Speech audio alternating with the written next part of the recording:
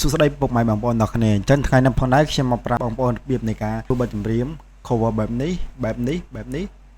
នកទាំងគ្នាមាន website តែ3ប៉ុណ្ណោះបាទគឺ website បែប AI ណាបាទដូចដែលគ្នាយើងដឹងហើយគឺមួយយ៉ាងហ្នឹងគឺ AI viral មែនតើអញ្ចឹងសម្រាប់ AI នេះផងដែរគឺយើងអាចយកអត្ថប្រយោជន៍ពីវាបានបាទគឺយើងអាច cover ចម្រៀងទៅដាក់នៅក្នុង YouTube ក៏បានដែរមុននឹងទៅដល់ការបង្កើតនៅវីដេអូ AI ខ្ញុំនឹងប្រាប់ពី website 3ដល់អ្នកទាំងគ្នាសិន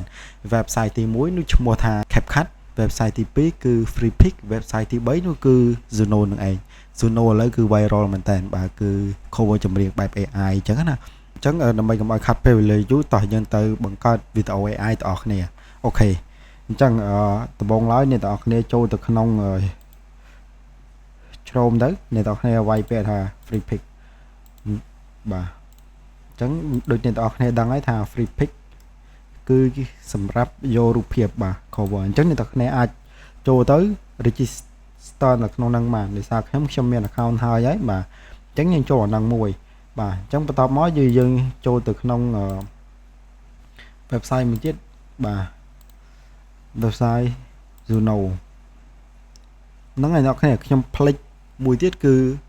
Google Gemini បាទ Google Gemini គឺសំខាន់មែនតើអញ្ចឹងដើម្បីឲ្យ Zuno ច្រៀងឲ្យយើងបានគឺយើងត្រូវការឲ្យ AI ផ្សេងសាច់ចម្រៀងឲ្យយើងហើយយើងយកទៅដាក់នៅក្នុង Zuno អូខេអញ្ចឹងរាល់ដងខ្ញុំសរសេរជាភាសាអង់គ្លេសទេប៉ុន្តែលើកនេះខ្ញុំនឹងសរសេរជាភាសាខ្មែរដើម្បីឲ្យបងប្អូនស្រួលមើលអញ្ចឹងណាអូខេអញ្ចឹងយើងចូលមកយើងសរសេរបទចម្រៀងមួយយើងដាក់ថាអញ្ចឹងបើខុសតោះត្រង់ណាសូមអធិស្ឋានផងដោយសារខ្ញុំរាល់ដងគឺខ្ញុំសរសេរតែជាភាសាអង់គ្លេសទេបាទអញ្ចឹងអូខេជាសាច់ចម្រៀងដែលមានចំណងជើង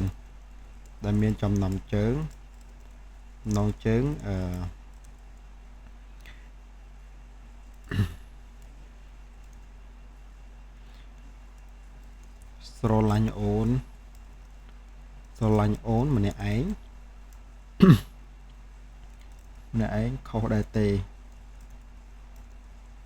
បាទអញ្ចឹងចាំមើលវា generate ឲ្យយើងបែបម៉េចអូខេបាទដូចដែលបងប្អូនបានឃើញហ្នឹងគឺវា generate ជាសាច់ចម្រៀងឲ្យខ្ញុំហើយអូខេអញ្ចឹងសម្រាប់អ្នកនរគ្នាដឹងហើយថា Google Gemini គឺយើងចូលមក register វាទៅបាទគឺខ្ញុំអត់បានបង្ហាញនៅរបៀបនៃការចុះឈ្មោះទេអ្នកនរគ្នាគ្រាន់តែចុចចូលមកហើយដាក់ email អ្នកនរគ្នាទៅគឺវាដើរប្រើបានតែម្ដងបាទអញ្ចឹងខ្ញុំ copy យកនៅសាច់ចម្រៀងនេះមួយអូខេខ្ញុំ copy មកហើយបន្ទាប់មកអ្នកនរគ្នាត្រូវវាយពាក្យថា Zuno បាទ Zuno នេះគឺ Zuno ចម្រៀងបាទសម្រាប់បង្កើតនៅចម្រៀងគឺ zuno.com បាទអញ្ចឹងយើងផាសនៅសាច់ចម្រៀងដែលយើងយកនឹងមកហើយយើងលុបអក្សរអង់គ្លេសនេះចេញដោយសារតែយើងដាក់ក្នុងហ្នឹងវាស្គាល់អូតូតែម្ដងយើងមិនចាំដាក់អាហ្នឹងទេអូខេហើយថ្ងៃនេះគឺខ្ញុំ copy យកចំណងជើងអូខេអញ្ចឹងខ្ញុំផាសចំណងជើងនៅត្រង់នេះហើយកន្លែងនេះគឺយើងមិនន័យថាវាចង់ឲ្យយើងហ្នឹងដាក់ថាចង់ឲ្យវាធ្វើបទជាអីគេមិនន័យថាបទចម្រៀងបែប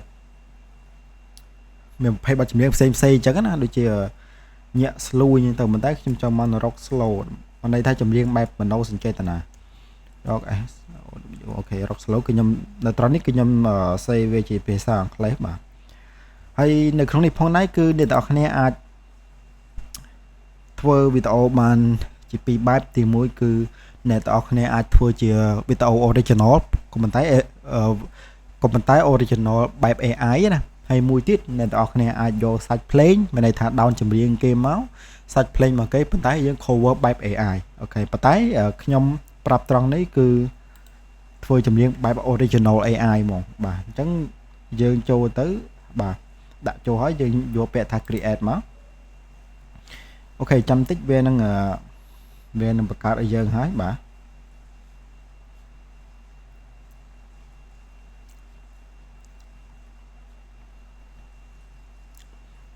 អូខេអញ្ចឹងនៅត្រង់នេះបាទវាបាន generate ឲ្យយើងហើយអូខេបន្ទាប់មកយើងចូលទៅយករូបភាពឥឡូវខ្ញុំ សូមអធិស្ឋានផងដោយសារនៅក្នុងនេះគឺខ្ញុំសរសេរជាភាសាអង់គ្លេសហើយអញ្ចឹងអ្នកនរគ្នាអាចមានន័យថា copy នៅភាសាដើម្បីយកទៅ create command បើសិនជាអ្នកនរគ្នាខ្សោយសម្រាប់ភាសាអង់គ្លេសណាអូខេអញ្ចឹងខ្ញុំសរសេរវាថា design អូខេបាទខ្ញុំមើលបទចម្រៀងសិនតែខ្ញុំចង់ឲ្យវា generate រូបបែបណាដែលវាស៊ីជាមួយនឹងបទចម្រៀងណាហើយខ្ញុំមួយចំនួនស្រឡាញ់អូនតែម្នាក់ឯងខុសមែនទេ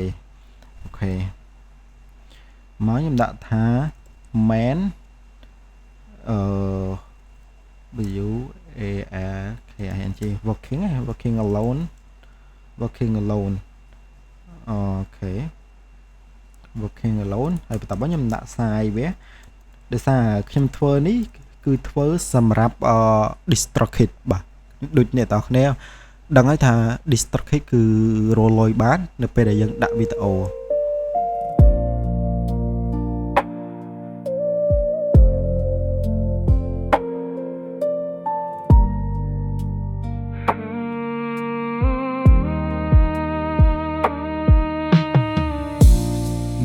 តាមផ្លូវចាស់ដែលយើងធ្លាប់ដើរជាមួយគ្នាឃើញកន្លែងដែលអូនធ្លាប់អង្គុយស្នាមញញឹម